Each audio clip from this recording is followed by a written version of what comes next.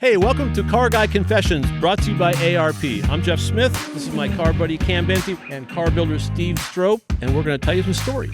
Welcome to another episode of Car Guy Confessions with Jeff Smith. We're at the Grand National Roadster Show. We want to thank our sponsor, ARP-bolts.com. And you might hear some noise in the background. We're actually on the floor at the Roadster Show, and this is a really great deal. I mean, there's lots of people here. This is a Friday. It's the first day of the show. So I've got my friend Matt Hay here with me, and Don New friend, Nicholson. yes. Don Nicholson, you are the great Dyno was my great uncle. Your so Dyno great Don nephew. Nicholson was your great uncle. Yeah. Okay. Yeah. So this is going to be but Don Nicholson. Some fortunate naming by my parents. Yes, they knew what they were doing. So there's a great story here, and that's what we want to talk about. So you brought his car, this car, and we'll show another shot on the screen. But basically, this car at the show. Yeah. And it's just been completed, correct? Yep, just finished it for the SEMA show. For the SEMA show. Just a couple months ago is where we debuted it. I was actually here when you drove it inside the building yesterday. You had your headphones on. I had my headphones on, and my man, wife had her headphones was on. it loud. It was, and of course, see, and in that building, you're in building four or five. Four. So there's big. No carpet. This building has carpet, true, which huh? absorbs the noise. Yeah, it didn't, and man, it echoed. That car bangs. Yeah. What's the compression on that thing? 14-1. 14-1. I had a guess. I thought somewhere between 13, 14-1. So because Dyno used the car, so he ran this car from 76 to 80. Okay. And he ran NHRA, IHRA, AHRA, and match raced it. Match raced it a ton, the big right? thing. And that's where the money was. That's where the money was, right? So he never really even pursued NHRA championships because of the money, right? Right. So 77 with your buddy John Causey. John Causey, brought him on crew board, chief. and they said, let's really pursue NHRA hard this year. Yeah. And 77 was the year, and they did it, and they beat Glidden by a big margin. Yeah. So which was not easy to do. And The man Glidden was laser focused on NHRA, right? Yep, And Dyno was exactly. Dyno He was and trying Causey to. was He's trying to make a living. yeah, Right. And right. and he and Causey were reconfiguring that car every weekend, crisscrossing the country. Yeah. So we did the car NHRA correct for 77. So 340-inch motor, steel doors, real glass all around. Because we kind of had to pick one. Yeah. But, on the other, so NHRA rules for this car, it was 2448, so 2,448 pounds. Okay. But Dyno and Causey would trim it down to about 1,900 pounds For the match racing. match race trim with all aluminum big block. And, Yeah. So with that was first pro stock car in the sevens. So what was your involvement? Did you have any involvement with Dyno at that time back in the day? So I should have brought it with me. So at the car, I've got a picture of me with the car. Okay. Here at Pomona in 1976. Really? Yeah. Oh, cool. So you were living out here at the time? Yeah. Okay. I'm a SoCal kid. Okay. Good. Yeah. Excellent. Yeah. So because he actually lived in both places. He had a place in Orange County and also in Atlanta. In Atlanta. That's right. Yeah, That's right. yeah. He got the place in Atlanta, I think in like 62 or something, because that's where the match racing was. That's where the match racing was. That was where all the activity was. So Yep. you're back there, come out here because you could test in the wintertime. That's right. And that's how I met Causey. Really? So I went to Tell work me. for CarCraft in 1979. So I'm doing a little bit of everything, and we were doing this story with a friend of mine, Wayne Zufall. He had a brand new Oldsmobile, a 442. So it was a 1979 442. Wow. Didn't have a 400 cubic inch engine anymore. It now had, I forget what the designation stood for, but anyway, it had like essentially an Olds.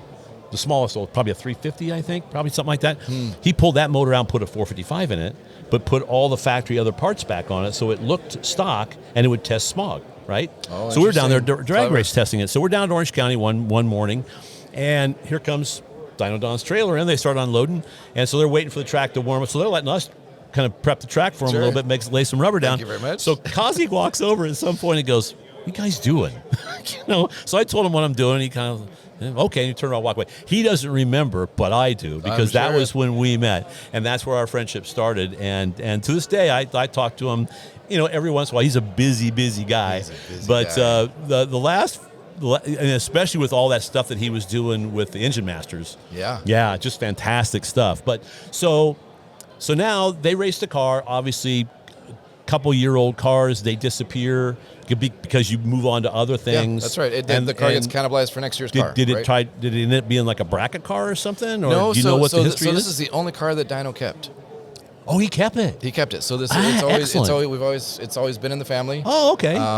So Dyno left it with his good buddy Dickie Estevez Okay. in Maryland, Okay. and figured it was time for the family to recover it and restore it and get it back out. Excellent. So that you took that job on. Yeah. It was time. It was just, God just kind of put the right people. I was at a place in life. It's like, I've got the right people to help me execute this, right? So it's like, there's a lot of processes I didn't know. So I bugged this guy. I was like, hey, you figure out the Hurst Earhart brakes. I don't, you've seen them, you've dealt with them, you do it. Kazi was on board to do the motor. Excellent. So picked the car up in Virginia. Took it down to Kazi's place, dropped it off with him. So we had motor. And I'll bet he was thrilled, right? He was, because he is such a Dyno Don from fan. Day one. Oh yeah. So I got to tell you this. So the first time that I went to Kazi's shop, when I was first kicking the project off, he gave me a tour of the shop, hung out for an hour or so, and as I'm leaving, he like stops me. He's like, and it's just him and I in the shop after hours. He's like, you've got to understand that I wouldn't have anything if it wasn't for Dyno. And he's like getting a little emotional. And I'm like, okay. Absolutely. Explain. He's like, I wouldn't have this business. I wouldn't have my career. I wouldn't have my wife. Dyno introduced me to my wife. Yeah. Kids, grandkids. He's like, what your uncle did for me was just an amazing blessing. Isn't that cool? So it's like, wow. Like, you don't understand the impact that we can have. Yeah. Encouraging somebody or bringing them along. Exactly. With whatever. And Kazi told me too that he would talk to anybody. In the middle of maybe not in the middle of a thrash, but anytime you're at the track and there's not something that has to be done, somebody would come by and want to talk to him. He would talk to him. Yeah. He's very open. Not all racers are. No. I did a crew chief deal once, not a crew chief, a crewman's thing at Pomona with the professor, right? Warren Johnson. Yeah. And I got a uniform. I only had one job. That was to swap the tires after we got fast. And I had two jobs. Then the second job, which was actually a little bit more important, Arlene comes to me and she goes, okay, I'm going to put you in charge of doing this. When we pull the car up in the lanes, I want you to stand by the car and keep people away from him. Because he's now constantly, especially during qualifying, right? How qualifying important it is.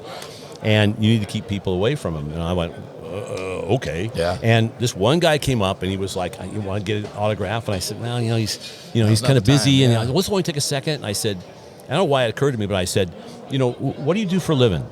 He looks at me like, why is that important? I said, run with me. Yeah. He goes, okay, I'm a machinist. Perfect. Yeah. Perfect. And I said, so let me just paint this picture. You're at your station, right? And you're doing your job, right? And you've got this huge job that you got to do for your boss. And it's very, very important. And you're in the middle of this, and somebody comes up and says, I need to interrupt you. Can you only take a second? It's like, is that going to interrupt your concentration? You might screw the project up because of that? He goes, oh yeah. I said, that's what this man's doing right now. Yeah. So you got to respect that. You got to respect that. And it was a lot of fun, and it was cool. I said, look, at 3 o'clock, he'll be signing all the autographs you want. I'll see you in the line. I'll bring up the front line. How's that? Perfect. But it was, you have to understand how important this is their job, right? Yeah. But Dyno, other than that, Dyno would talk to anybody at any time. So if you can picture I forget the month, but I think it's a 77 Carcraft, 76 or 77, with this car on the cover. Okay. It's got a great article in there. I forget who wrote it, but might have been Rick Vogelin. Doesn't matter. I don't remember. We'll find out. But he followed him to one of the match races. Okay. And it was in Podunk, wherever, this little 8th-mile track, and it's like, if you don't break in time, you either got to shoot for the bridge or you're in the river, right? Like so a lot of little tracks like that down there. It was a really well written story, but it's like, so Dyno pulls in, it's like Dyno Don Nicholson, and who was he racing for this one? Anyway, Lee Edwards. Okay. So it's like, first thing Dyno another does, Ford racer. Yeah. Oh no, this was a Chevy at the time. Oh, okay. Yeah. Okay. That Edwards had. So it's like Dyno goes over and talks to the track manager. Goes over and talks to like whoever, and like he goes over and talks to one of the local racers and says, so what do you think of the track? What do you think the better lanes here? Yeah. And he's talking to it's Dyno Don talking to the local drag racer and looking for his opinion. Right. It also talks about I'm telling Don what the hot lane is, right? And what where the traction's at. And it also talks about back in the pits, like a 10-year-old kid or something was looking, and Dyno was like, "Come over here." whispers something in Dyno's ear, or Dyno whispers something in the kid's ear, and the author says that kid didn't leave Dyno's side the rest of the weekend. Right? So, who knows what Dyno said? Hey, you're my helper, you're my partner, whatever, but just the impact that little moment made, right? Yeah, yeah. But yes, and as we show the car, it's just like everybody wants to come up and share stories about Dyno was the nicest guy ever. Exactly. He took the time. Yep. People are like, oh, John Force with the fans. I've heard time and times like, no, Dyno was like next level with the fans. I've taken the time. Because you identify with them. Yeah. And like you said, like in the middle of, like, he was never a big budget guy. Right. And No, Herb not at all. Herb McCann's we just ran into, and he's like, Is Herb here? He's here. He's here? Yeah. Oh, boy. Man, hearing stories from him. I'll try and connect you. Yeah. But Herb said if Ford had given Dyno the money that Chrysler gave me, he's like, it would have been over for us. Been a different deal. Yeah. I do remember a long time ago, we were at a show, and he was just signing autographs and stuff. And so I had a chance to talk to him for a few minutes, and I said, you're one of the few guys that started off carburetors and gasoline. He was actually a Chevrolet guy in the early days, and then switched to Ford, and then transitioned into funny cars. Right. He had and there was a Carcraft cover with the first tube chassis flip top funny car. Flip top funny car. Yeah. And I said, you were right there when they started transitioning from alcohol into fuel and all that stuff, and then everybody else went on and became fuel funny car racers. You went back to carburetors and gasoline. Yeah. And he told me, he says, it's because my friends were dying in those cars. Yeah, getting burned up and dying. Yeah. And he's like, it's not. He said, I don't want to do that. He had his daughter Cindy, young daughter. He's like, well, I'm not. Not worth it. Yeah. So he and Jenkins and McCandless said, let's put together. Let's go back kind of to our match race roots. Yeah. And so, are there some fun stories about resurrecting the car and restoring it? So the car was mostly there. Okay. Thankfully. So here it was, Dyno's championship car, right? That he'd tucked away with the original motor.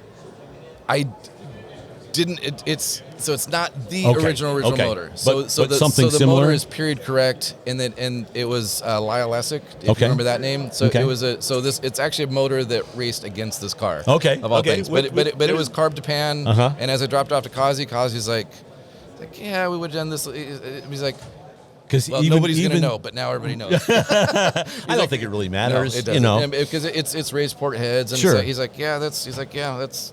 That was what we were doing. What we would have done. Yeah. And I remember also John telling me, he says, back then, you didn't have 60-foot times, you didn't have 330 times. They had an ET and a speed, and that was it, and tuned everything. No sensors, no data logging, nothing. Not even a telltale rev. Really? Yeah. He's like, Dyno just would a come plain back old tachometer. and he was just feeling it. And then Dyno would come back Feeling and tell John what it did, and then they'd tune from there. You think about that. That's Stone Age tuning, right? So you really got to know what you're doing. So right? as soon as I called Kazi, I was like, hey, here's what we're doing in the car. He was on board to do the motor. He called me. He's like, hey, I tore the motor down, and he said this camshaft's bent in two different directions. He's like, this motor is blown up bad. I'm like, okay. He's like, so I had a cam on the shelf. He's like, but the cam that I had on the shelf isn't going to sound as nasty as the cam that you had in here. So he's like, so I straightened the cam and put it back in. I'm like, you made the right decision, my friend. Yep. Who can straighten a camshaft? That's a thing. Well, I can I can only comment that a long time ago I had a tour of crane cams. Okay. And during the tour, we get to the station, and there's this guy sitting on a stool, kind of like this, and he's got these two V blocks, and he puts a camshaft in the V blocks, and he spins it with a dial indicator in the center. And it'll be out a couple thousandths, whatever, right? Okay. Then he rotates it to the position he wants it. He takes a chisel, and a hammer goes, boom. No way. And puts his stuff down, turns it, takes it off, takes the next one, puts it on there. And he says, I mean, it's evil, but he says, this is how we straighten them. Wow. Because during the heat treat process, they're gonna move around a little bit. And so he just just like, okay, wang. And crane cam stock just dropped. Well, there is no crane cams anymore, so it's okay, but that's how you straighten them. So that's probably how John did it, Wow. I mean, but that's all this guy did all day long was straighten camshafts. So I mean, he knew usually just like one hit. So like I used to work for the railroad a long time ago. It's a college job for one year. I was a track laborer. And my job was to pull spikes all day long. I had this 35-foot long comp bar. But they said, dude, if you can pass the test, we'll make you a spike mauler. And where we had machines to drive the spikes in, but anytime there was a joint, you had to do it by hand. And the foreman says if you can drive that spike in 2 hits, in 3 hits, we'll put you on the job, right? And there's this guy standing there with a spike mauler in his hand. He says, "You're going to take his job." I thought, yeah, fat chance of that, right? I couldn't even hit. It took me 3 times to hit it once, right? He comes in and just goes, boom, boom, and it was in. Whoa. Yeah, but that's, so he knows how to do it. He knew how to do it. So Kazi, he dynoed this motor. He didn't zing it. I'm just like, don't. He's like, I didn't put it on kill. Yeah. I'm like, nope. It's yeah. So I'm never gonna run the car. Okay. Like that's okay. What the car is doing here is his intended purpose. It's doing and that's thing. fine. So and that's what he right. put the motor back together for. So he's like, I only ran it to 7,500 RPM, and he's like, and it was. So he did run on the dyno. He dynoed it, yeah, to break it in, and it's got the original plug wires on it, right? Really? And I'm like, wow. He's like, it was running on the dyno, so I turned the lights off in the dyno room, and there was no sparks, and it's not misfiring. He's like, so yeah. And we did a sympathetic restoration, right? Mm-hmm. So we left as much as we could that was there. Right. Okay, so 2 things. So he dynoed it. And he called me. He's like, Don, this is the best sounding engine I've ever had on this dyno. I'm like, okay, John, you tell it to all your customers, right? He's like, no, this sounds so good. A few days later, I was calling one of his guys in the front office. I'm like, yeah, so John said that this is the best sounding. He's like, no, that thing sounded so good. I'm like, okay, he gathered a crowd when it was on the dyno. Yeah. So that was fun to hear. Yeah. And they got a lot of experience building a lot of motors. Oh boy! Can you imagine? Kazi just doesn't build those Boss 9 stuff. He does a lot of other stuff. He's still got titles. Offshore boats. Like what? He showed me a 2-stroke motor. Really bonkers stuff. So in '83-ish, this young man said, "Hey Dyno, I want to go pro stock racing. Can I use your championship car?" And Dyno was like, "Sure." So this guy named Vernon Summer. Okay. Took the car, put a bigger motor in it, and went pro stock racing for months, I think. Yeah. But he repainted the car. So that's why we had to repaint the car. Okay. So Vernon, he painted it. It was still yellow and blue and red, but it was not. Okay. So I had to repaint it. Left the interior alone. If you look at the car, the interior is as it was when Dyno was in there. I wasn't going to, I wiped it down and left it. I wasn't going to over-restore anything. The motor plate, we had a stack of motor plates, and we're trying to figure out which one fit, and finally figured out, and it was because this Vernon Summer had cut off all the tabs off the frame, so except for one. He cut off 3 out of 4. Anyway, figured it out, but it's like, if you look at the motor plate, like it's Sharpie on the back, 76 Mustang, it's like, that's either Kazi or Dyno's writing. I'm not going to take brake clean to that, right? Yeah. Like it's there. So it's still there. It's there. That's so cool. Leaving it. Yeah. So that was the goal, and it was Summit and eBay were my friends for a lot of things. We only had one picture of the front end of the car, of the engine bay of the car with the front end off. Okay. And on there, if you look at the motor plate, there's this can with cable drive going to it. You might know where this is going, and it said Moroso on it. Okay. So I'm like, Matt, and I'm asking all my buddies, drag racing, I was like, what is this? It's like so off of the distributor, it splits cable drive, one going to the tack, and one going to this can. Okay. So the tack was gone. So on eBay, Moroso cable drive. Right. Because those are old Jones Motorola tacks, I think, weren't they? Yeah. And even find the right tack that was a 12,000 RPM. They're not out there. If they are, they're expensive. Yeah. So anyway, Moroso cable drive, it popped up on eBay, this can. It's a mechanical rev limiter. Really? Yeah. I'd never heard that before. No. Really? So cable drive, and it's got this little slot on there that you can adjust it. Apparently, it's only adjustable from 7,000 to 11,000 RPM. Okay. You got to have a motor to be able to do it. Right. 3 terminals on the bottom that goes to the coil and shorts out the coil. That's very cool. Hey, we'd like to thank our sponsor, ARP-bolts.com. We got a fantastic little backdrop here. They make an outstanding series of bolts, almost anything you would need for engines, chassis, things like that. In fact, we were at lunch today, and a guy asked you about the bolt on the back of your shirt, and and I said, well, it's really about a head bolt. They neck the stem down of the bolt on a small block Chevy head bolt, so the clamp load is even across 3 different head bolt lengths on a small block Chevy. And, so that's the kind of technology that you get out of ARP. And we've all got stories on all that stuff. Well, for a translation of what he said, call ARPbolts.com. But the message is that you can't get any better than that. No, you cannot. There you go. Nope. We'd like to thank our friends at InTheGarageMedia.com. They have 3 fantastic magazines. They've got Classic Truck Performance, they have Modern Rotting, and my favorite, All Chevy Performance with Nick, my buddy Nick, Oh, is you're the so editor. biased. So yes, of course. But it's a fantastic book. They're doing print media, which is of course our favorite. So In color and magazine. everything. in color and everything, and you can get your car on the cover of one of those books, which is Right. a fun that's a deal. lot. Great yeah. tech. Great Written tech. by You you know, and others not always that are written by me, famous but people. Yeah. Famous people Not have written all the always tech. written by me. That's right. Just So pick it check up and them out read it. at InTheGarageMedia.com, and they're our friends, and they will thank you. When I was over, he was working on it, and we were looking at this thing, and he Yeah. recognized it. And once oh yeah, that's what it is. I remember telling you, I said, I was at a swap meet, and I bought one of those things because it was cool looking and had Moroso and stuff. And, Did you know what it was at the time? I had my hunches, but I didn't want to speak out of turn. It's Okay, like, okay, and yeah. I goes, yeah, it's a, Revelator. I go, yeah, I had one of those, and I bought it at a swap meet, and then I just thought it was cool, and then like everything else, I just turned it, I flipped it. I didn't need it. Yeah, It was cool. yeah. I thought, oh man, it'd come in handy now. Yeah. No, So how long did all this process take? Man, I had it so well planned out. Yeah. Like, SEMA's far from now, I got right? plenty of time, And right? so in my day job, my day job is a company called Elevate, so I design and manufacture performance parts for Volvos of all things. Really? So really? 21 years of doing that. Okay. And Performance parts. Yeah. Okay. So it's exhaust and turbo kits and sway bars and For particular models of Volvos? for late or- model Volvos, Late like model 2001 and newer. Okay. So all right. yeah. So as a result of that company, A small but rabid group of people. oh, it's right? a niche, my friend. Like we're slicing thin slices of the pie when you're talking Volvo and performance. I assure you.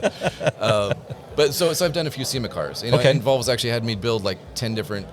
Really? Concept cars for them over excellent. the years. Okay. So neat stuff. So you got some experience with I all understand this. the build, and it's and I know I have my skill sets, but it's like subbing out a lot of things. Sure. So yeah, it got done, but there were late nights, and the painter always gets squeezed, right? yes. Like every time.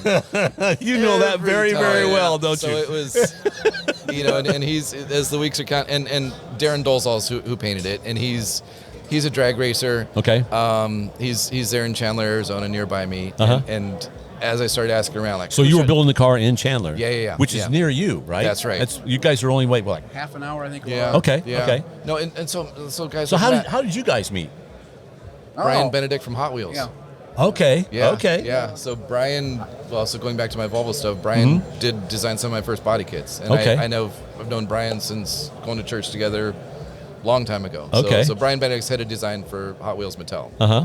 Brian was coming over for the Hot Wheels show. Yeah. Okay. And he said, hey, Hot I'm Wheels coming Legends. over with a couple guys, and I'm going to meet up with my friend Don Nicholson. And I go, well, that's a great name. That's a great name. And then we met up at a restaurant. Yeah. Uh-huh. And all of us, and we introduced him to me, and I said, man, you got a great name. Then he told me the story. I go, whoa, this is cool. Well, that's why you're here, because it's such a great story, Yeah. A, and B, such a wonderful, wonderful man that it was like, just deserves as all that it gets and more, because it's such a great story. Yeah, no, and that's- so was it a thrash towards the end to get it ready for, because your Yeah, debut was SEMA? Yeah, and that's a hard date. Oh, It's- yeah. It's not gonna move. Oh, yeah. And so yeah, poor Darren, the painter.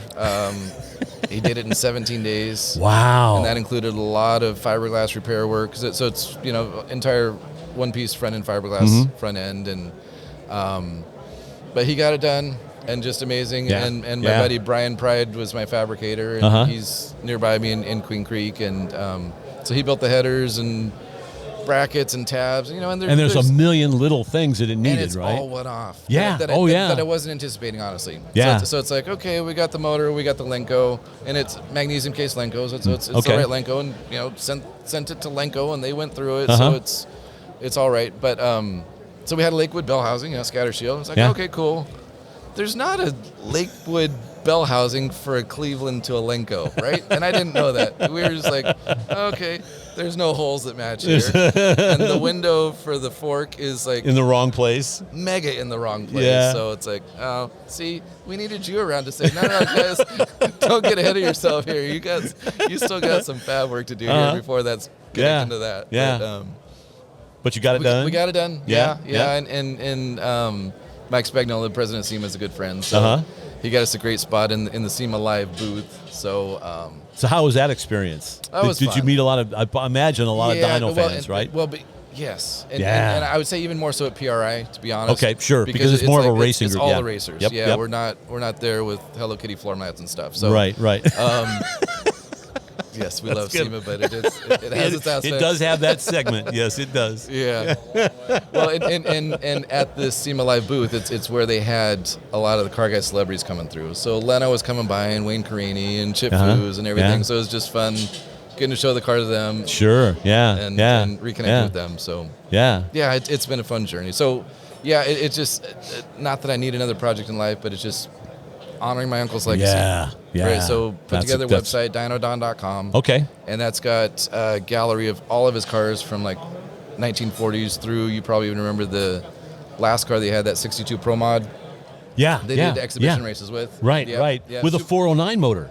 Was at it? first. At first. So And then they ended up going with an all aluminum big block, I Well, think, the wasn't it? idea was it's like Dyno and Beswick and stuff, and we'll build cars that are Yeah. fast, but Yeah. you know, but they're racers, right? So it's like, Beswick beat me last week. Yeah. We got to tune this thing So up. then it became a little bit of nitrous back and forth, and he's right. Oh, now he's right. So yeah, they ended up with mega motors in them. Yes. Yeah, like yes. running 750s. And Yeah. how old was Dyno? I mean, He was early 70s. Yeah. Yeah. That's, And Of course, I used to think that was old, but now that's how old I am, so it's not so old anymore. But I remember him like pulling the transmission out of that car and stuff, and And dragging doing on the the pitch clutches and doing it. all. It's like- Yeah, just like you're back in pro stock again. Yeah, and not a.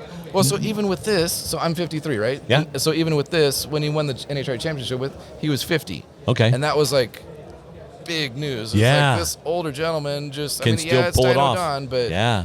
But Yeah. man, it kicks my butt moving this just on and off the trailer to come to shows like this. Well, like I and said, I didn't when even you race. you pulled in, it was like everybody was like, "Oh," it sounded bitchin'. Though. It It sounds sounded so good. So it's too bad we don't have a visual or an auditory, and you can't do it on a recording. You have to it just- you have it to blows sense it out like it's like microphones. Top Yeah. Fuel cars on TV. It's Yeah, not the it same just- thing. no. You got to experience it. Yeah. So and then you said you've got Doug Boyce's book that you want to talk about too, Yeah, right? yeah. So Doug did this book a few years ago, and I brought it just because it's such a good reference piece, as we were talking. 'Cause people earlier. got It's all kinds of look questions. At the picture of this. Yeah. Awesome book that chronicles all of his cars in his career, just like Yeah. beginning right on through. That's great. So Doug was great and included the family in it. Like he came out and spent some time with my dad and with Dyno's daughter Cindy and Okay. and stuff, just to make sure that he did his He got it homework right. well. Good. Yeah. Excellent. Yeah. Excellent. So Well, that's great. it's a great resource. Because now I have a couple of Kazi stories Please that tell relate me. with Dyno Don. So, the first one was for a while when I was at CarCraft. We did a book called Elapsed Times, Okay. and I, if I've got an extra copy, I will give it to you. Oh, cool. Of this story. So we were doing it. It was the approach was, and it only lasted a year and a half, something like that. And then the company killed it because they didn't want us messing with it. We took it on as an additional job in addition to doing a monthly title. We'll take. It was a great magazine. It was a lot of fun to write. So Doug Glad was the editor at the time, and his focus was kind of the nostalgia funny car thing. Okay. And I thought, can we do carburetors and gasoline? Because that's really my thing. He goes, well, sure. So I said, let me look into this. Let me come up with an idea. And I think I was driving home from work one day, and I thought, well, Kazi talks about all the stuff he did with Dyno all these days. So I called him up and I said, I need a couple of on-the-road stories with you and Dyno. And he goes, oh, okay. I think he gave me 2 or 3. I'll just do one, the best Tell one. him, In my yes. opinion, the best one. So you mentioned match racing, right? So they they were in Atlanta, and they got a race somewhere way north, maybe North Carolina, so wherever it was, or east. So, and of course, the classic deal, right? We're late in getting the thing on the ramp truck, right? We're running behind, so we got to do this blast straight through. So Dyno lets John drive, Kazi drive. So Dyno's sleeping, right? And I don't remember the whole story, but there was an altercation with a guy in an AMC. I think it was a Pacer, right? Some ugly, stupid Pacer. And something happened. John, I don't know exactly what happened. It's in the story. I'll have to go back and look. I've read this. Yeah, so have you read it? Okay. Going, yeah. Okay. So anyway, something happened that pissed the guy off. So Kazi sees this building up. He knows. He sees the guy coming up on him. Right. He knows what he's going to do. It's on a 2-lane highway. He's going to get in front of him. He's going to brake check him. Right. He knows that's what he's going to do. So he taps Dyno on the shoulder, wakes him up, and says, "Here's what's going on. This is what this guy's going to do." And he says, "What do you want me to do? Do you want me to start braking now? Slow down?" He says, "No, man. We got to go." He said, "What if he brake checks me?" Hit him. So it's because that's what Jesus would do. So here comes the Pacer, right? And sure enough, boy, brake checks and bomb just boom hits him. I don't know, spins him off into the ditch. I don't know what happened exactly, but Dyno says, "Hit it. We got to go, man. We got to get this, make this match race." So they head up the road 20, 30, 40 miles, whatever it was. At the top of the hill, I remember this Chapel Hill. There are two cops, right? Line's got you over here. So they pull him over somewhere. So he must have called the cops, called the police, and they phoned ahead, described the vehicle. Pretty obvious, ramp truck with this race car in the back. So they pull him into town. So then the Pacer guy shows up. So they're both in the Justice of Peace's office, right? and so the Justice of the Peace hears, Pacer guy's story, and then John, he looks at John, says, "Who was driving?" John says, "I was driving." And he says, "This is what happened. I couldn't get the truck stopped fast enough. He brake checked me on purpose. Yeah. I got this thing that weighs 8,000-9,000 pounds, whatever it is. Those trucks are heavy, and so I hit him." And he says, "Well, you didn't stop." So, "No, we didn't, because we're on our way to a race. We had to make the race."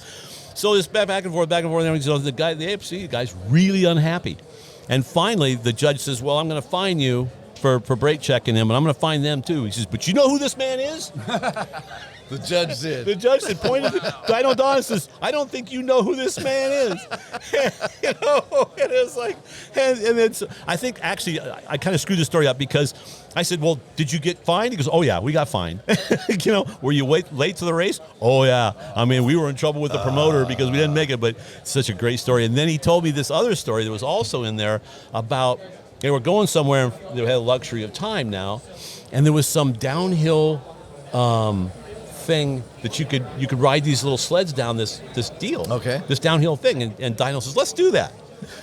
He said he got about halfway down, and they were on some like a cart of some kind on this, and it was fast, and it's switchbacks back and forth, and it just spit him right out. Oh man! And he tumbled down the hill, and John goes, "Oh no," because he's the driver, right? This is Dyno Don, and he picked himself up and had a great time. He says it was. He said, and I'm sure there are probably a lot more stories like that, but the weren't too many times, but every time I met him, he's just a wonderful, personable guy, and because. And actually most drag racers are, but there's also that, this is my workspace when I'm at the track, and it kind of focused. But yeah, that was always the story. Yeah. So cool. So he's got such a phenomenal history that a lot of people really don't know. No, I mean, Chevys to Mercurys to Fords to Oldsmobiles. Yeah. Remember 83, 84? Yep. Yeah, even running the Oldsmobile, and then at Olds, the same time I had the old Pro Street car. Was it? Was it? Okay. So this guy's like followed Dyno's career like crazy, and almost even replicated some of his cars. And it's quinky dink there. The Olds, when I built that car, I didn't realize Dyno was doing that. In our '79 Mustang, Dyno had one that was Transco, sponsored by Transco or something. Yeah. It was actually this car. Was it the same car? Yeah, because so he built the car for 76. 77 is really when he pursued it with Kazi. He built another Mustang 2 for 78. So he built a 78 Mustang 2, raced it a couple times, crashed it bad enough that he's like, "I don't want to drive that anymore." So he sold the car and bought this car back. Oh, okay. And he'd actually lost. He had his 78 Mustang too, and he'd sold the 76 that's here, and he'd lost to his old car. So he had his new 78 car, but he lost to the guy that he'd sold it to. So anyway, he bought the 76, this car back. Yeah, okay. and then and then 78 was Fairmont. Okay, yeah. So you're at Fairmont, but you probably remember the magazine with both the cars, with the Mustang 2 and the Fairmont, both there. Yeah. Fairmont NHRA, Mustang 2. For the match racing. Yeah, right. Because match racing is such a huge deal, you know. And like you said, that was really where he made his money. Yeah. Because racing professionally, if you don't have a major sponsor, and there's no major sponsor on the side of this car. No. Yeah, that's right. That's right. So that was and there was that was the that was money from Ford. That was because they weren't garnering the same attention that the funny cars were. Yeah. So the funny cars were, because I remember when I was editor of Hot Rod that we actually did a story on is this the death of Top Fuel, because there was no billboards for the car, right? Like a funny car was. Right. So it was and then they started going fast because Bernstein's crew figured out how to hook the clutch up. And then all of a sudden, Top Fuel gained back again. Interesting. And then it flipped. So yeah, it was kind of interesting how all that stuff happened. Yeah. So the fortunes of racing, but you know, and a lot of people don't understand that during this time, Dyno was probably a few number of professional pro stock racers, because a lot of these guys they had other jobs, full-time jobs, local, regional, and did this as and really difficult to do. Yeah. I mean, there were a lot of teams that they had full-time regular jobs. Maybe they owned their own businesses, but this was not their profession. Yeah, and to actually tour with it. And to tour, which is option. ridiculously expensive. Yeah. Yeah. So, yeah. No. So what's plans for the future now for this car? Doing what we're doing here. Just touring it. You know, I've got a good calendar laid out. SEMA did PRI. We had Arizona Concours 2 weeks ago. Okay. So which was fun because it's a proper Concours. It's Duesenbergs and Packards and stuff. So it was on my list of wanting to do because it was my local show, right? Yeah. Being in Arizona there. So I applied, and the chairman called me the next day, and he's like, so I'm like, I know, I get it. It's not a Concours car. It's it's like I like. There's not a class for it, so I put it preservation, but it didn't even qualify for that because the paint was new.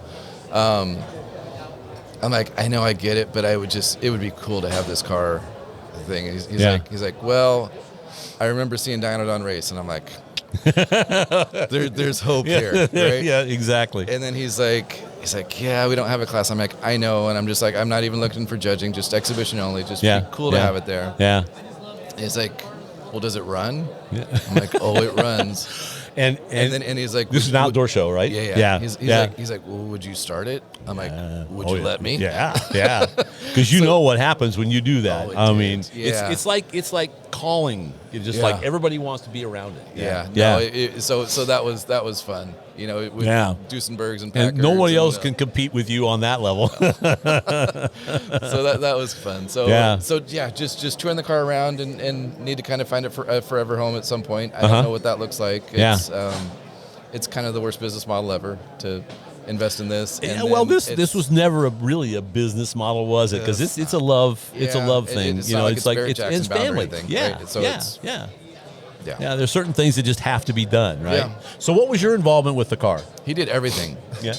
Everything. I just sat back and watched. It's been a lie. It was at my shop. You built the entire car. Yeah, the entire time. It's not even our car. It's Matt's car. Yeah. Thank you for letting us bring it out. I've owned it. I bought it from Dyno personally. Oh, that was the T-shirt. Yeah. Oh, hey, yeah. I gotta plug that. Oh, he's actually got it on. You got a Dyno Don T-shirt. All right. This. All right. I got from not this particular shirt, but I got one identical to this, original that I got from Dyno back at either Martin, Michigan, or Indianapolis at the Nationals. Okay. And Matt keeps everything. So as I was going through trying to figure out which artwork I want to do for T-shirts, Matt's like, "Oh, I've got this one," and it's like it's tattered. Yeah. But Matt's, I was like, "Oh, that's the artwork I need." Well, that reminds me of another story. So this is several years ago. Kazi sent me a shirt. Oh. because I'd done that story and stuff, and we were talking, and he says, "You need to have this." So he sends me this. It's a button-down white shirt with a thing, and it says, and it's embroidered on the back. Wow. As I'm pretty sure Dyno Don Nicholson or Nicholson Racing or something like that. He did like a Nicholson Racing Enterprises or something too. I think. Nicholson Racing Enterprises. Yeah. That's what it is. And then on the front it says Eddie. So likely that would be Eddie Sharpman, I would guess, because they had a relationship back in the day, right? With they with the Mercuries in like 63, 64, 65. Yeah. Yeah. So it very Very well. cool. So I've got this That's shirt, legit. and we cleaned it all up, and we're gonna put it in a shadow box. Nice. And I want to send a picture of it to Kazi, but maybe it needs to be with the car. That could because it be. really belongs there. Yeah. It doesn't belong in my Yeah. garage. It's like it belongs here. So I That's could. cool. Garage, nothing. You can testify. I've been there. But that would be cool because it's a piece of history. Yeah. Because Yeah. it would probably from the looks of it, my guess is because Fast Eddie Sharpman was involved with dyno probably in the mid '60s, right? Yeah. Okay. Mercury days. So that Yep. probably predated the Pro Stock Yep. car. Yeah. But so this it's is still a this piece is, of this history. is crew shirt of what. This is a cruise shirt, really. So this isn't real. Okay. So I had Recreated it? I had access to a real one. Okay. So yeah, but yeah. chased all the details and Excellent. and had Excellent. some crew shirts made. So Yeah. that was fun. Yeah. But yeah, it's this much of a collar isn't But my security Jason, thing. Can you grab that drawing? So you have to tell me the story Oh yeah. Oh, yeah. because you brought this.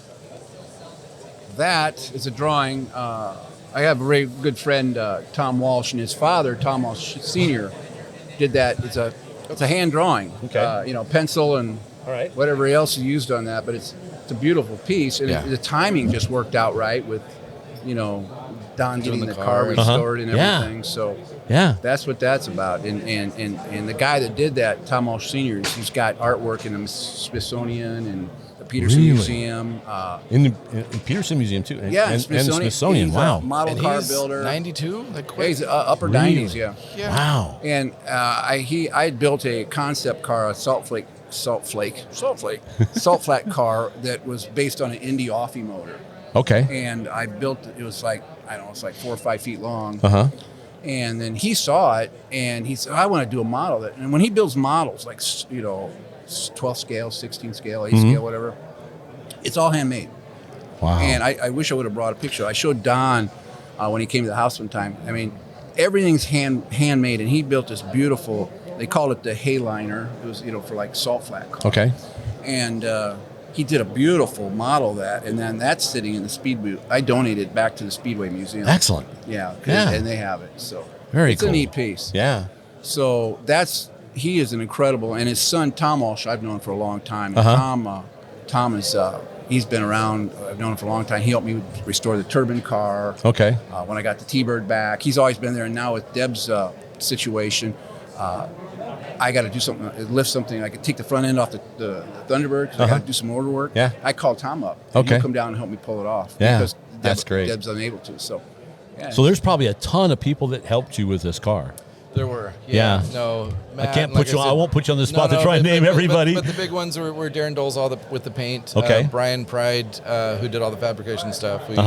I tied up a couple months of his shop space, getting the car done. And Yeah. obviously Kazi with the motor. And, The brakes were an interesting story. I mean, that's basically Yeah, no, go all for it. I did. I did Yeah. a little, I don't know, whatever, but we got these brakes and they're Hurst Earharts. I said, well, those are Pro Stock brakes. I used to have them on my earlier Pro Street cars I built. 4-piston in the pack, two piston in front. There's nothing Yeah. to them. So we get them, and I get it, and I start tearing them apart. These things were like baked solid, Okay. And it took me a long. I had to soak them just to get them apart. Just to get them apart. Anyhow, I thought, this would be an easy deal to get the parts. Well, they don't make the piston pucks for that size. We searched everywhere. Really? And I got a hold. Have you ever seen those? It's literally like a round disc. Like, the friction material. Yeah. Oh, yeah. They go right on the What is piston. going on? Yeah. We couldn't yeah. find. There are bigger ones and smaller ones, not that size. So I got the brakes apart, and we couldn't source the pucks. And so we finally bought some from Speedway Okay. that were oversized. Okay.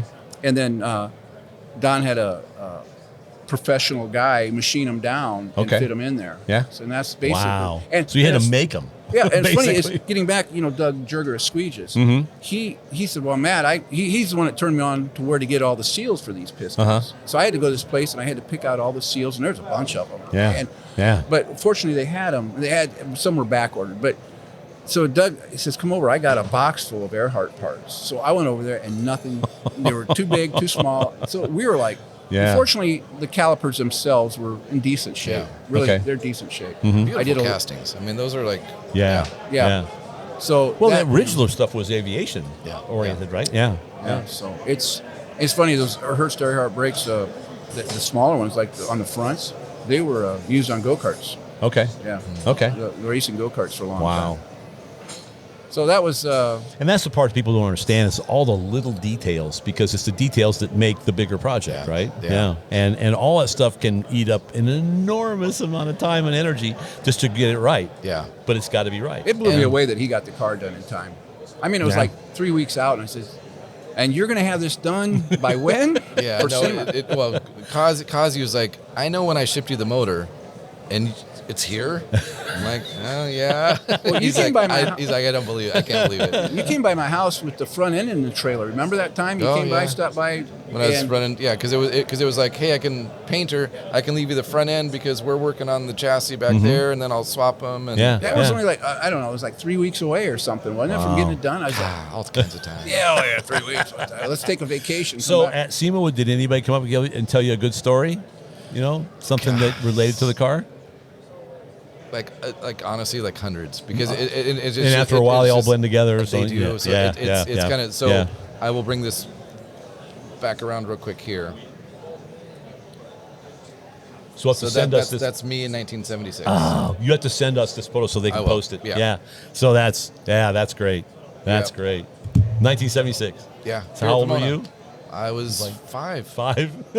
Yeah, But it made an impression. it did. Yeah. Well, and it's, Oh, yeah. yeah. I mean, Oh, yeah. I've always been a car guy. I probably tripped over you back in those days. I Drilling was over the probably in Mustang. your way.